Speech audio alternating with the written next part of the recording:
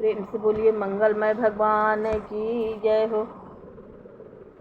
अब मैं आप लोगों को कलयुग में नाम नाम और कीर्तन की महिमा की कथा सुनाने जा रही हूँ। ध्यान पूर्वक सुनिएगा।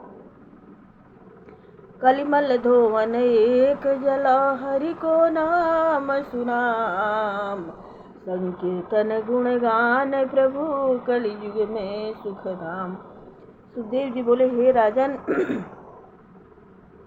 यह पृथ्वी हंस कर कहती है कि ये राजा लोग जो स्वयं मृत्यु के खिलौने हैं, मुझे जीतने का प्रयत्न करते हैं। ये सब राजा यह भी जानते हैं कि एक दिन उनकी मृत्यु अवश्य है, फिर भी मुझे जीतने की कामना करते ही रहते हैं।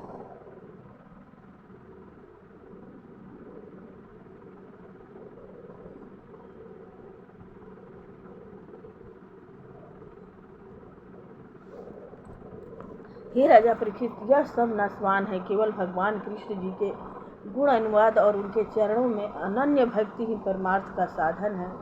राजा परीक्षित बोले, हे ब्राह्मण,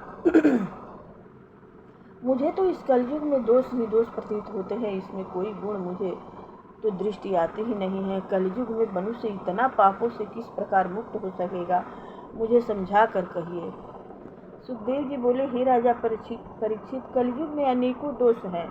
यह दोषों का भंडार है, किंतु फिर भी कलयुग में भगवान कृष्णचंद्र जी के रूप, गुण, लीला, धाम तथा नाम के श्रवण संकीर्तन के मात्र से एक जन्म की तो बात ही किया, हजारों जन्मों के पापों के ढेर क्षण भर में भस्म हो जाते हैं।